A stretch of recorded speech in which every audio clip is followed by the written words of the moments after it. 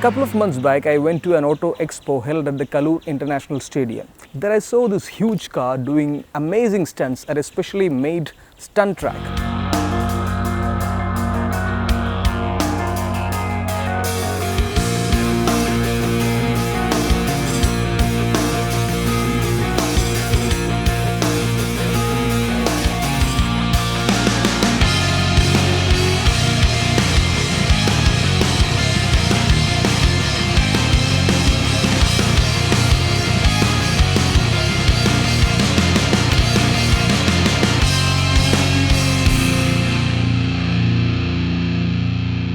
The car was Tata Safari Storm, and from that day onwards I wanted to test drive this vehicle. So today I have the all new Tata Safari Storm for me and for you guys.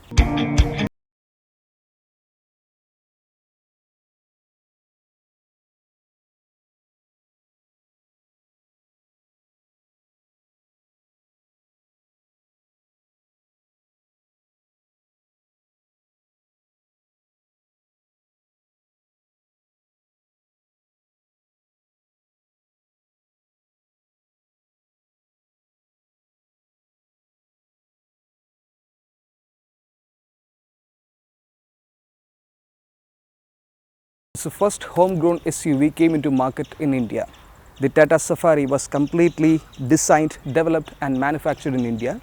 And over these 15 years, Tata Safari was well alive. Tata Safari is well alive. After Safari came SUVs like Mahindra, Scorpio and all. And Safari was the ruler in its segment. But now it has got serious competitors like the XUV 500. Tata knew that they needed a proper facelift, and that's how the Tata Safari Storm is born.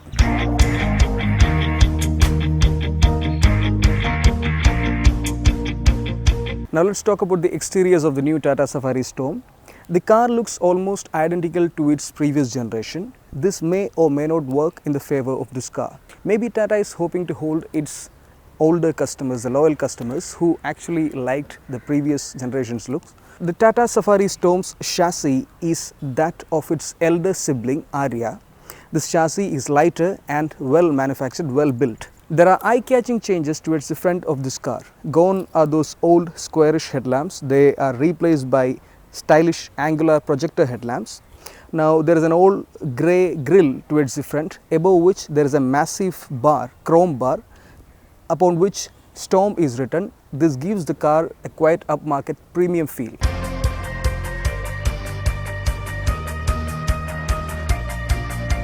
The new bumper has leaner air dam and new round-shaped fog lights with chrome surrounds. There are noticeable lines on the front bumper, and the new Safari looks much more aerodynamic than before. The side of the car receives minor changes, including new body-colored side cladding, door handles and side mirrors with inbuilt turn indicators. There is a new wider door step fitted in this car. It also has new silver-colored roof rails with 16-inch alloy wheels, which along with bulgy wheel arches makes it look sporty. The rear of this car is a big disappointment. It takes away the macho character of this car. The car stands vertically tall and looks like any other van or MUV. Spare wheel goes missing from its boot gate, which earlier used to be the hallmark of this car. There are new revised clear lens tail lights which look down market. Its revised rear bumper now houses two round-shaped chrome surrounds for exhaust pipe, which looks sporty with new reflective lights. Other changes include new body-colored rear spoiler with a stretched chrome bar just above the number plate. The overall designing is acceptable of this new Safari, as the fit and finish is much better than before.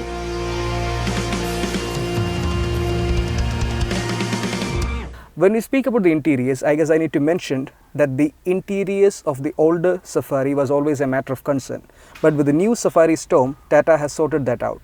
The interiors are all beige, and the interiors makes its way from Tata Aria. The materials, the quality of the materials used are very premium. The seats are plush, they are more comfortable. The 4-spoke steering wheel and the gear knob has made its way from Tata Aria, and both are clad in leather. And when we talk about the comfort, there is no other car in this segment which offers this much comfort like the Tata Safari Storm. The seats are bigger. Now, be it the passenger or the driver, the legroom is more than enough, and if you go and sit at the back seat, it will make you feel like you're sitting on a sofa.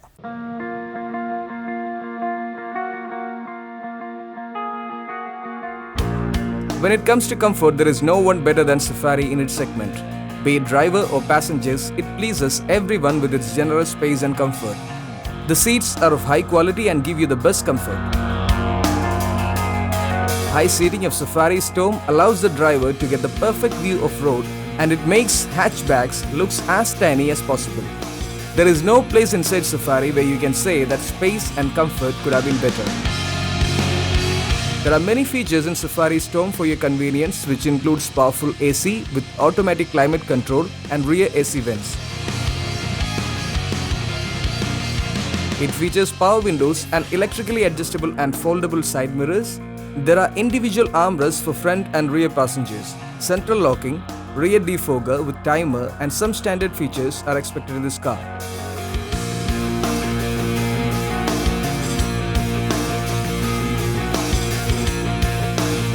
There is a new dashboard placed in this car, which is far better than before in terms of texture, touch and appearance. The V-shaped central console looks very nice and with high quality of buttons. It's also beige in color, which gels well with the interiors. This dash is very spacious also, as it has a big glove box with deep storage space just above it. There is also good space available just above its AC vents to keep loose things. There are enough cup holders, bottle holders in this car with map and back pocket on front seats.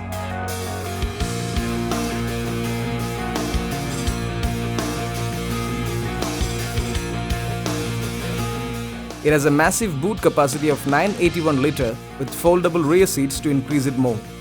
Tata Safari Storm sports a single-DIN audio system, which is actually a letdown at this price. Sadly, Tata Motors has not provided steering-mounted audio controls, which are boon while driving in city.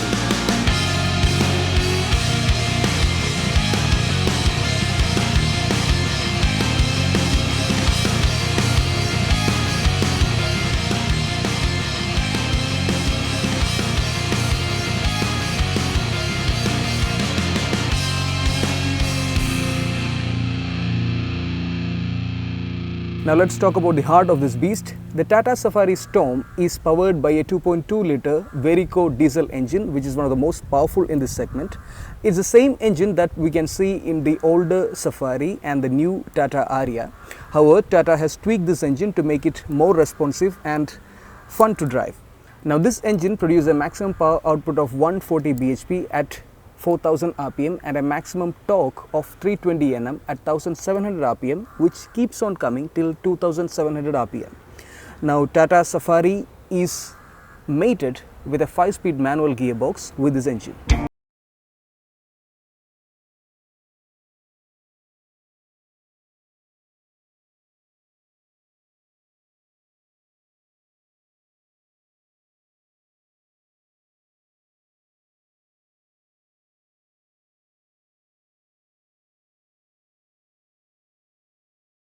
When you buy these cars, because their performance on road often speaks for the person sitting inside. Safari has always been a performer, and the next generation Safari is expected to continue this legacy. Thanks to the new platform, new Safari is lighter in weight, which has improved its power to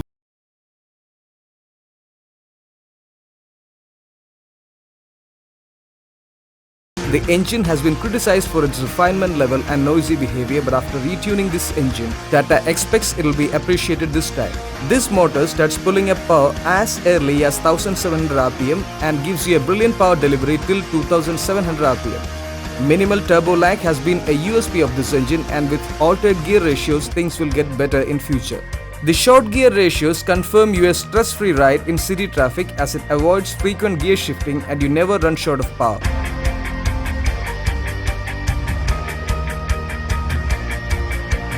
New Tata Safari Storm makes less noise and vibrations thanks to the dual mass flywheel system, which it borrows from elder sibling Aria. New Safari Storm has a short gear level to choose between 4-wheel and 2-wheel drive, similar to its previous model.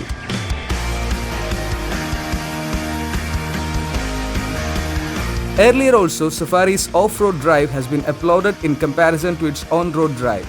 New Storm has a separate transfer case for 4-wheel drive, which has short ratios to make it a perfect off-roader. New Safari is expected to reach 100 km per hour in less than 15 seconds due to its lightweight and may cross the top speed of 150 km per hour. With rising fuel prices, fuel efficiency has become an important criteria of selection for many buyers. Competitors like Scorpio and XUV 500 are very economical, and it was a big challenge for Tata to make Storm a fuel-efficient car. Yes, Storm is lighter than before, but it's still heavier than others like XUV 500. It may possibly manage to give you a fuel efficiency of around 10 km per litre in city and 14 km per litre.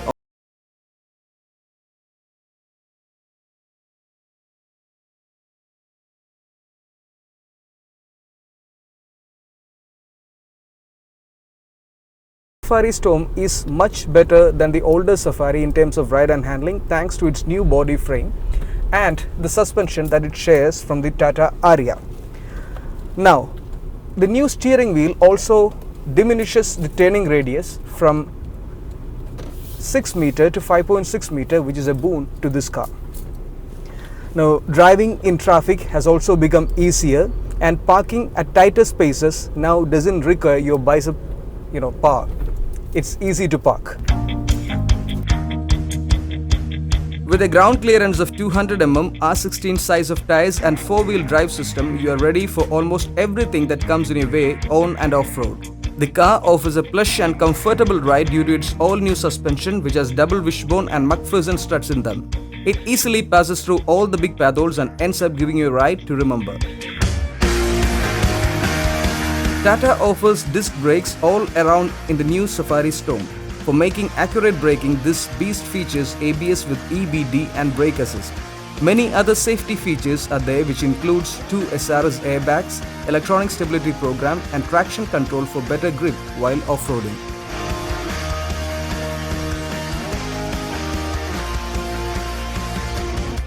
Now it's time to conclude this segment and say the final verdict on the Tata Safari Storm. Tata has placed this car in between the older Safari and the premium SUV Tata Aria.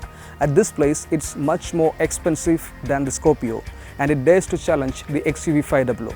Now, XUV 500 is much ahead in terms of styling, but that comes down to individual preference, and Tata knows it very well. In one word, I can say that Tata Safari Storm is a beast.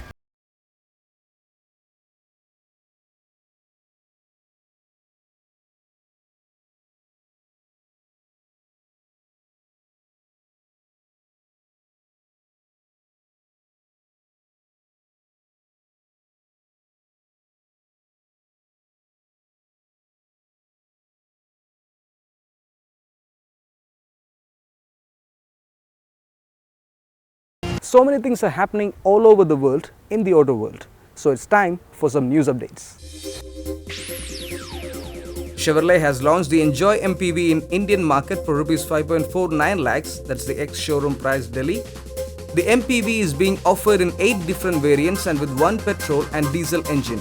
The 7-seater MPV was unveiled during the 2012 Delhi Auto Expo as a concept vehicle, and Chevrolet has confirmed at that time that it would bring the vehicle to Indian market in the next 1 year. The Enjoy is basically a RHD version of the Chinese-made Wuling CN100 van, a product of Enjoy, GM's Chinese partner, and Wuling Motors. The MPV, thanks to its Chinese lineage, has decent amount of interior space. The vehicle is available with standard 2+3+3 seating configuration and 2+2+3 seating with bucket seats for the middle row. Like the Sail Twins, this vehicle gets beige interiors across all variants. The top-end variants also gets a music player with USB and Bluetooth. Steering-mounted audio controls, AC decks for second row, ABS, EBD and 2 airbags are also there. The Enjoy is powered by 2 sets of mills. The 1.3-litre multi-jet diesel that produces 78 PS of power at 4000 RPM and 188 Nm of torque at 1750 RPM. The petrol engine, on the other hand, is a new 4-cylinder 1.4-litre mill producing 1.4 bhp at 6000 RPM and 131 Nm of torque at 4400 RPM. This engine is being assembled at the American automaker's Ranjangaon plant. Power is transmitted to the rear wheels via a 5-speed manual gearbox for both the diesel and petrol variants. The Enjoy is available in 6 color options, that is Velvet Red, Switchblade Silver, Sanddrift Grey, Linen Beige, Caviar Black and Summit White. Chevrolet will roll out the Enjoy from their plant in Halol, Gujarat. It will compete with vehicles like Nissan Evalia, Mahindra Xylo and the Maruti Suzuki Ertiga. The Enjoy is Chevrolet's first offering in the MPV segment in India.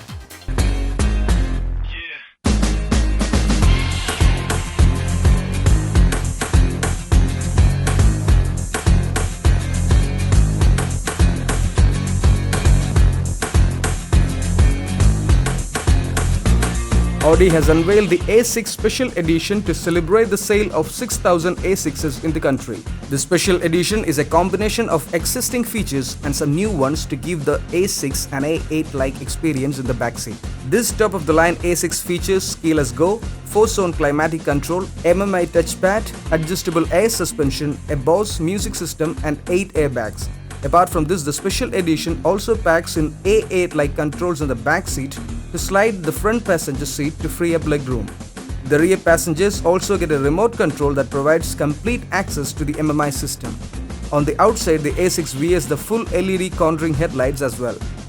The Special Edition is offered as a package on any of the 3 engine options. However, it can only be added onto the Premium Plus and Navigation variants of the A6. While this is a limited time offer, the new features are expected to become part of the options list in the future. A trickle-down effect will be that even the mid-level Premium Plus variant is expected to get improved equipment such as DVD capability and the MMI touchpad in the future. Audi has launched the Special Edition at Rs 46.33 lakh for the A6 2.0 TDI Premium Plus variant.